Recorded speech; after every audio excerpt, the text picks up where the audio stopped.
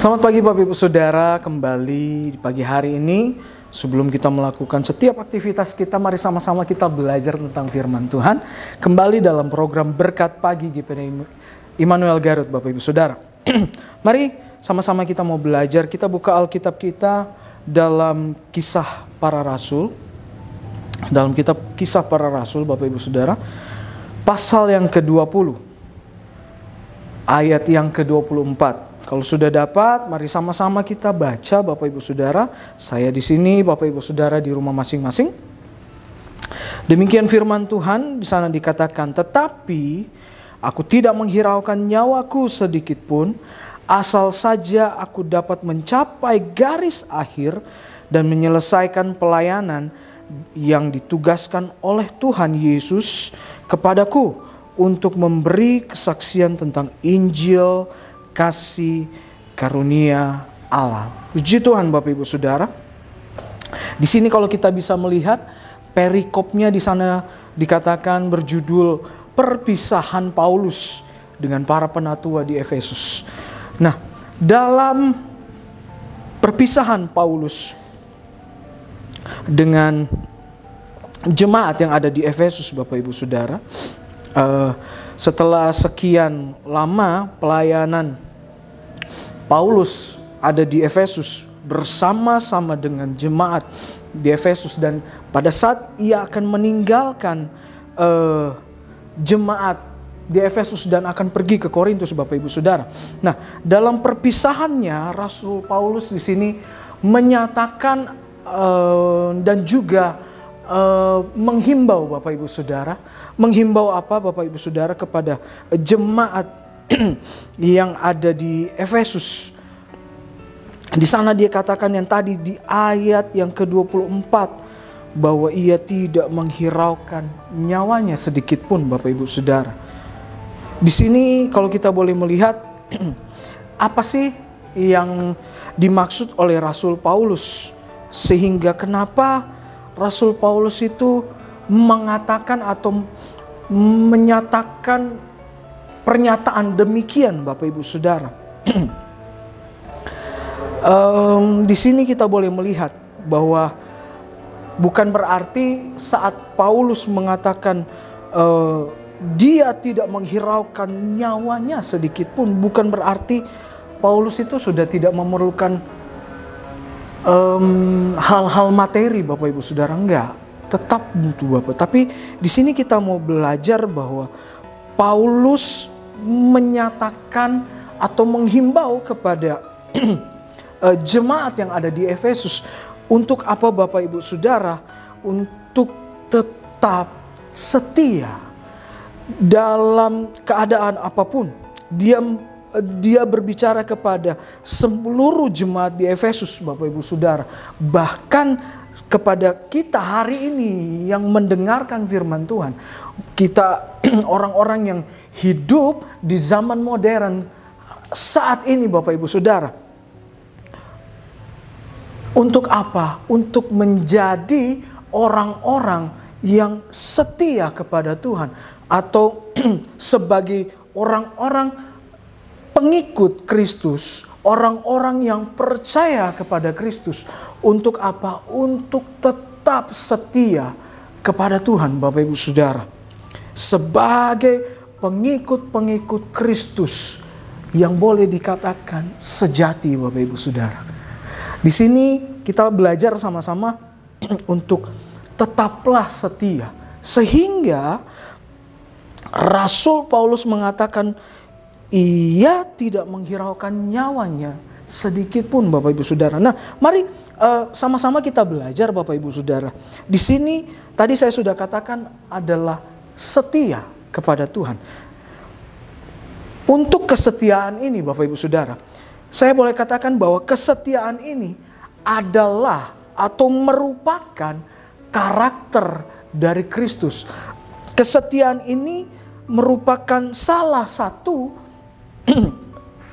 dari sekian banyak karakter Kristus yang justru harus ada dalam kehidupan kita sebagai pengikut-pengikut Kristus yang sejati Bapak Ibu Saudara. Dan kesetiaan ini Bapak Ibu Saudara bukan hanya harus ada dalam kehidupan kita, tetapi boleh saya katakan kesetiaan ini harus nyata dalam kehidupan kita. Apalagi kita yang mengaku sebagai pengikut Kristus yang sejati Bapak Ibu Saudara.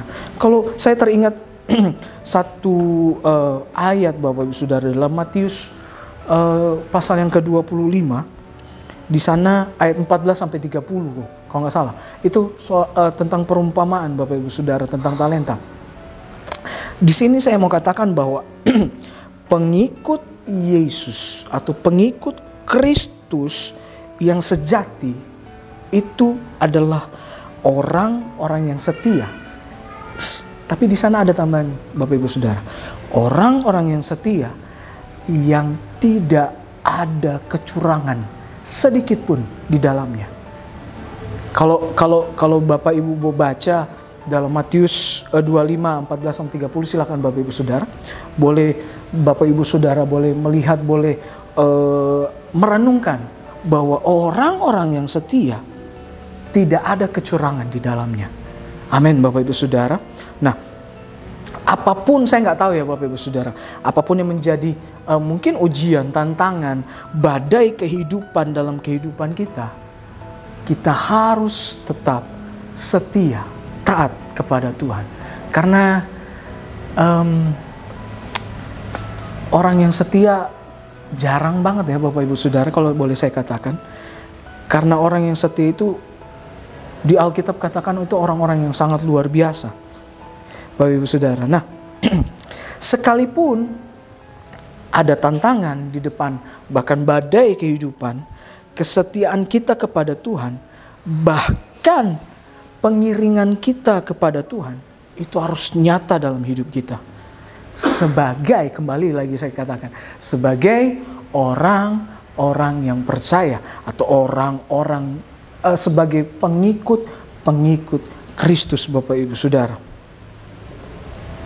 Jadi di sini boleh dikata kalau Paulus sampai berkata di ayat yang ke-24 tadi yang kita baca, kalau sampai dia menyatakan atau memberi pernyataan bahwa aku tidak menghiraukan nyawaku, artinya di sini Paulus itu rela Bapak Ibu Saudara.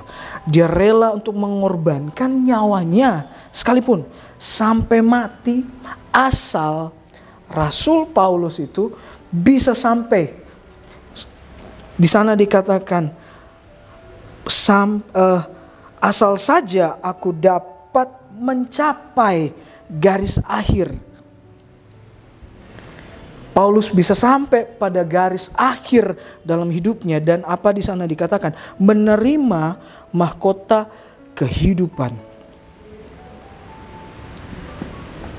Nah, Bapak Ibu Saudara, mari sama-sama kita fokus ke depan, kita fokus pada garis finish dalam hidup kita. Orang kalau Bapak Ibu Saudara, kalau dia fokus dan tertuju pada arah yang akan dia tuju Bapak Ibu Saudara, saya yakin orang yang fokusnya udah satu ke depan, saya yakin dan percaya apapun yang ada di kiri atau di kanannya, dia tidak akan hiraukan.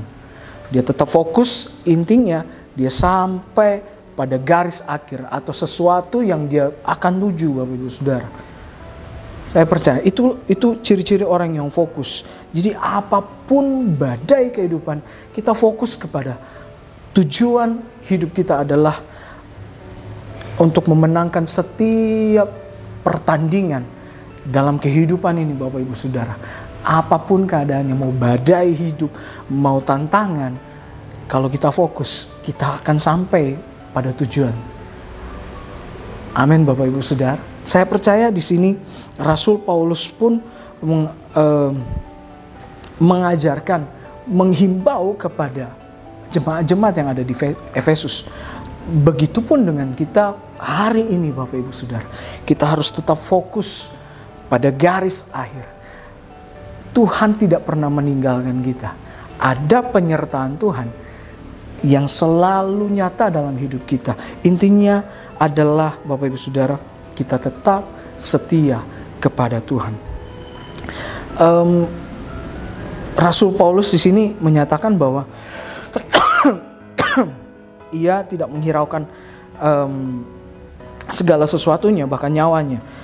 Dia tidak menghiraukan harta atau apapun gitu. Tapi bukan berarti Rasul Paulus tidak lagi butuh segala sesuatu itu, kayak ya mungkin makan, minum, sandang, pangan dan papan, Bapak Ibu.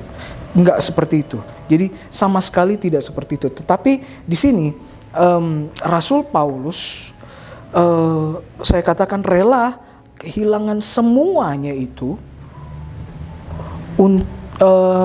yang menjadi hak bahkan miliknya Rasul Paulus. Dia rela untuk kehilangan semuanya itu.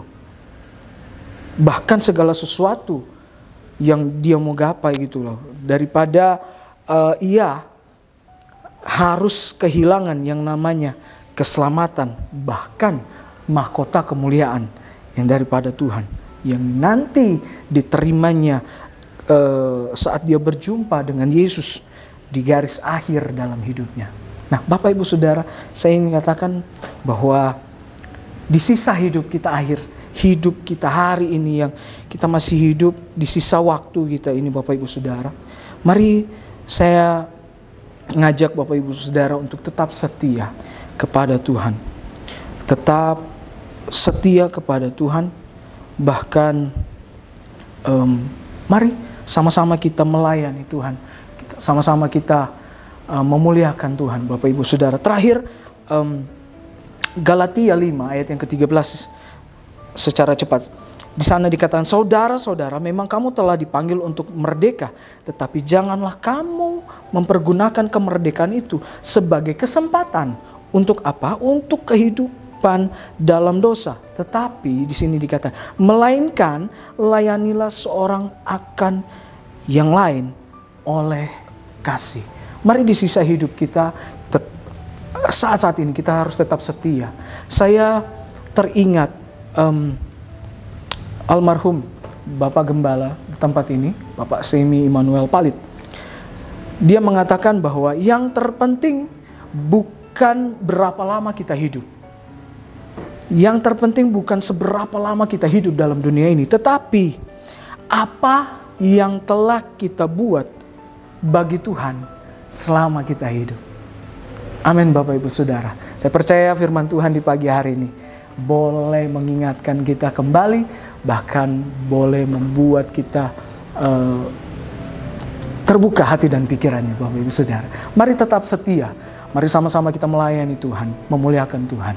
Immanuel, Allah serta kita. Kami perlu